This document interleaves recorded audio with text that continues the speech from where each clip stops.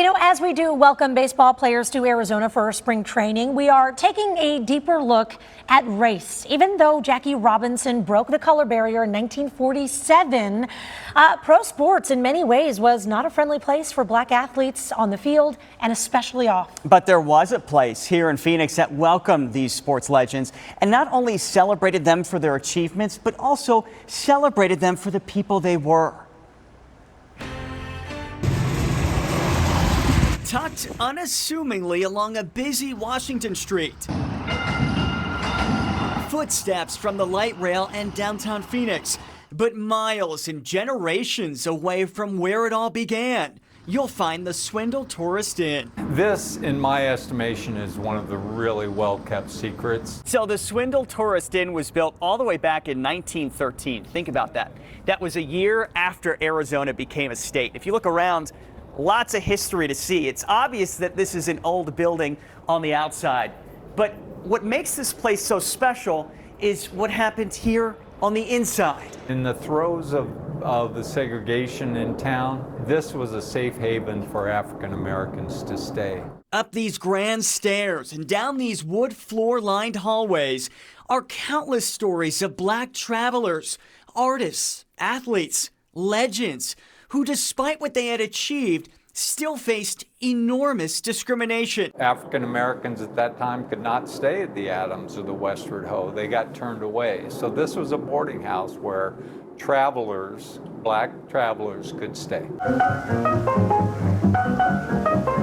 Like jazz great Count Basie or famous slugger Willie Mays, and a young Jackie Robinson, still in college at the time, who would go on to break the color barrier in Major League Baseball in 1947. But even as things changed on the field, off the field, it was a different story. Really, there were still so many obstacles on the field and off the field. Yes, Jackie Robinson peeled the Band-Aid off.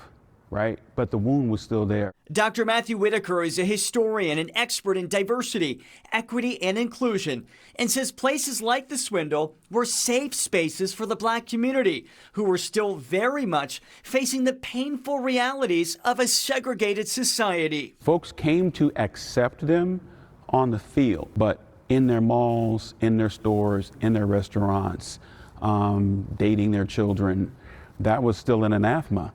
And they were punished economically, physically, and socially when they transgressed those boundaries. But even as the outside world remained restricted, inside these walls, there were no boundaries. Boy, if these walls could talk. Oh, isn't that the truth? Those people are legendary, and for them to choose this place and spend time here is really a great thing. City of Phoenix historian Steve Schumacher says the Swindall became even more popular after it was featured in the Green Book, often referred to as the Bible of black travel during Jim Crow. When you're here, what do you feel like is the takeaway? I think it's a symbol of where our country was in the midst of, and Phoenix was no exception, but it's also a prime example of how one community, the African American community, can pull together and look out for each other. And I think that's an important lesson for all of us, regardless of your race or color or what community you're associated with. I think the unity of that, I think that's a big thing.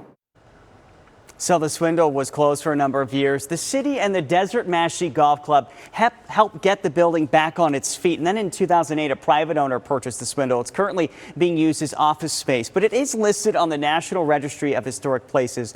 To learn more about the rich history and the timeline of the Swindall Tourist Inn, click on this story on the main page of ABC15.com.